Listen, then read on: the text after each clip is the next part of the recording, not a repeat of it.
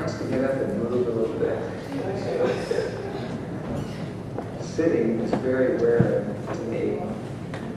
I really appreciate your patience in being able to sit through repeated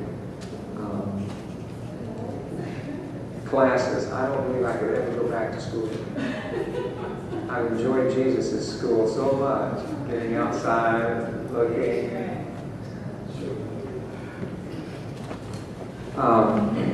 We're going to discuss further today in this session the herbal therapies, and I'll be trying to get a little bit more specific with the herbs than I did yesterday. Just a little review first, then we'll try to give you some information to help others. Remember why we're studying the botanical medicines. Because they're God's alternative to the counterfeit drugs, right? So let's begin with a word of prayer.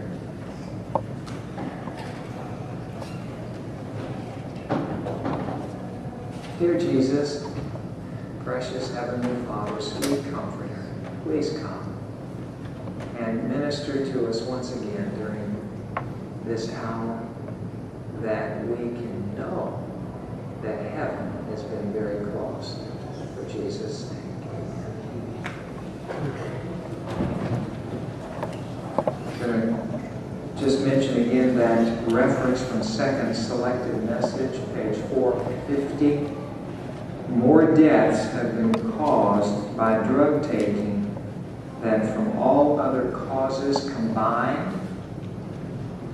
If there was in the land one physician in the place of thousands, a vast amount of premature mortality would be prevented. Do drugs?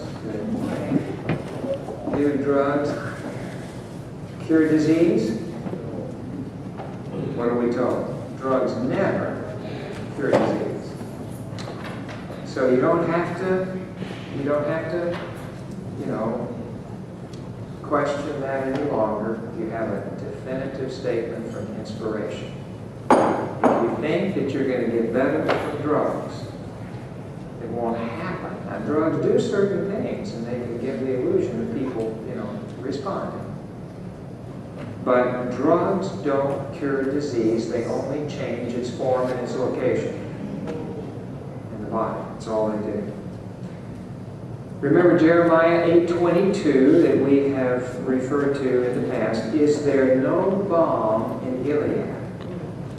Is there no physician there? Why then is not the health of the daughter of my people recovered? So if there is a balm in Gilead and there is a physician there, then why are people not recovering from disease?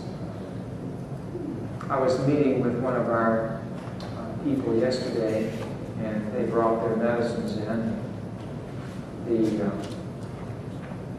individual told me that the doctor said, now here, you get on this, you're going to be on this for life.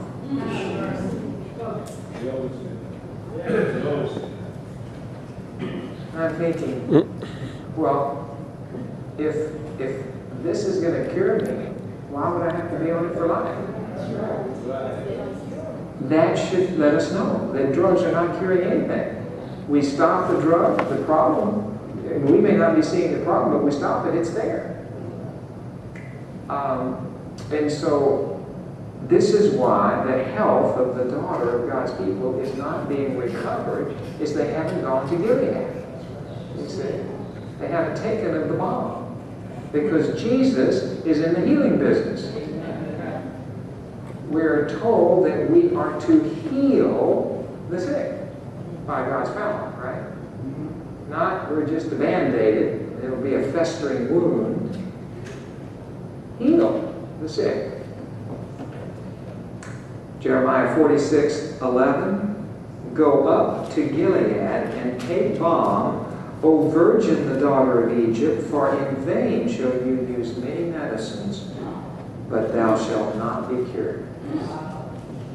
So you can see how the Bible and the pen of inspiration and the spirit of prophecy, they go hand in hand.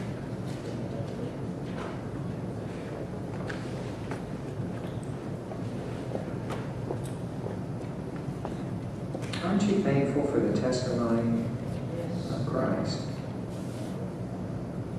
People need to be taught that drugs don't cure disease. Now that's what we've been trying to teach here in this seminar, right? We're not trying to make a tirade on drug medications. We're just trying to tell the truth.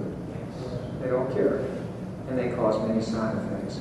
Some other information about the drugs. It's true they sometimes afford present relief, and the patient appears to recover as the result of their use. But this is because nature has sufficient vital force to expel a drug poison and to correct the conditions that cause the disease. So nature, when you give it a drug, it has a double-fold burden now. It's not just fighting the disease, now it has to expel the poison. And so health is recovered in spite of the drug. But in most cases, the drug only changes the form and the location of the disease. Isn't that interesting? So if you recover after taking a drug, it's not because of the drug. It's because nature has had sufficient vital force to expel the drug poison and then to deal with the disease. But in most cases, it says, the drug just changes the form of the disease in the body. So you're not cured anyway. Ministry of Healing, page 126. That is. Now, therefore, we are told, this is from Counsels on Health, page 261, educate away from drugs. That's a process, isn't it? Educate away from drugs and use them less and less. Aren't you glad that God's plan to change lives is so gentle? Do you ever notice how the sun comes up in the morning? You know, you're sleeping, it's dark outside, you know, you're in total darkness. And then comes just the faintest glimmer of light. And your eyes can get accustomed to it, you know. And then it becomes a little lighter, and you open your eyes a little wider, and you see it more, and it gradually gets more and more. God doesn't take us from midnight darkness to midday sun, does He? It's so gradual. And that's the way the body is healed. Gradually. So gently. And our processes of reforming, whether our own lives are helping others to change theirs, we should lead on very softly, like Jacob did, right? Not this jerky jolt, you know, people are just, you know, they don't know how to handle this. No, use drugs less and less. Depend more upon hygienic agencies, and then nature will respond to God's physicians, which are pure air and water and exercise, clear conscience. You know, the other 8 remedies that we've talked about. By the way, is surgery part of God's program? Yes. You sure? How do you know that?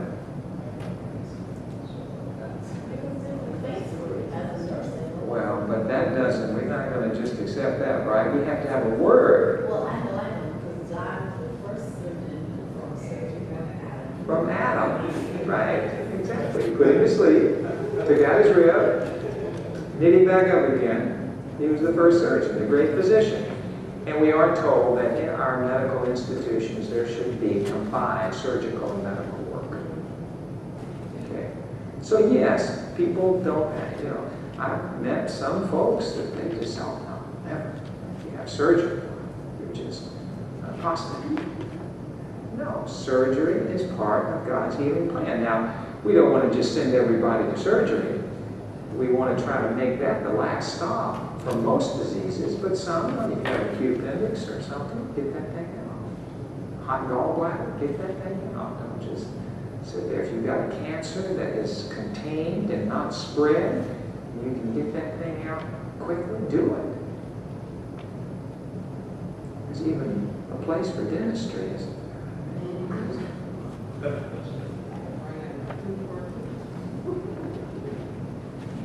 Drugs need seldom be used. That's from Councils on Health 261. What does that mean? Seldom. Does that mean never? Seldom. Rarely. Seldom need used. And we're told to physicians that if you will study physiology more and more, you will use drugs less and less. That when we just rely upon drugs, that physicians show that they really don't understand the human body. Isn't that something? Now, I want to give you some uses of herbs in the Spirit of Prophecy Council today. This is from Second Selected Messages, page 301. I have already told you the remedy I use when suffering from difficulties with my throat. I take a glass of boiled honey, and into this I put a few drops of eucalyptus oil.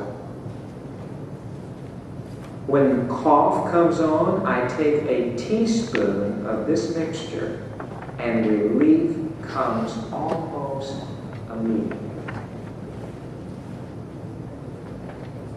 So a glass is a cup, right? About 8 ounces, 240 cc's. Boiled honey. You know, while you're heating it, you're stirring in, it says a few drops of eucalyptus oil. Maybe 3 to 5 drops, something like that in a cup. Stir it in. Let it cool.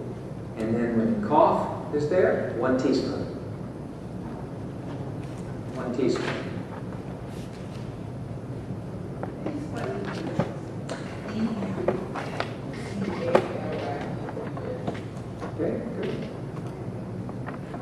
I have always used this with the best results. We use this at the sanitarium. I ask you to use the same remedy when you are troubled with a cough. This prescription may seem so simple that you feel no confidence in it, but I've tried it for a number of years and I can highly recommend it. Okay?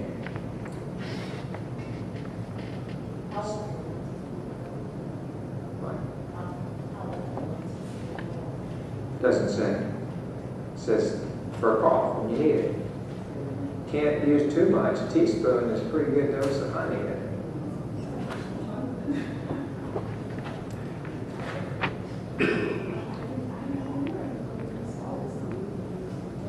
Well, normally you don't. It's just a few drops. You can't take a lot of that stuff and drink. These oils are very, very potent. They're toxic if you take too much. Again, same page. Take a warm foot bath into which have been put leaves from the eucalyptus tree. Now, you know, she was in Australia. You can get eucalyptus leaves. I don't know how easy it is here for us to get eucalyptus leaves. But anyway, she says, there is great virtue in these leaves, and if you'll try this, you will prove my words to be true. The oil of eucalyptus is especially beneficial in cases of cough and pains in the chest and in the lungs. You ever heard of pleurisy? Okay. I want you to